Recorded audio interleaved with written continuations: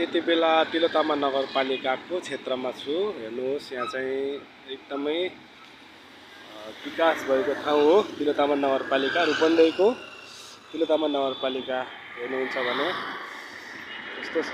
अहिले साँझको बेला भएको छ, 6:30 बजेको छ। एकदमै गाडीहरू चलचल भइरहेको छ। यहाँ चाहिँ एकदमै विकासमा चाहिँ अगाडि बढ्दैछ। लगभग रूपन्देही जिल्लाको नमुना नगरपालिका भनेर चिन्दा पनि हुन्छ। हामीले एकदमै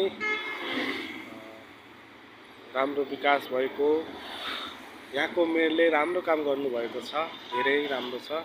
बाटोहरू पनि एकदमै राम्रो सरल हिँड्न सकिने खालको छ।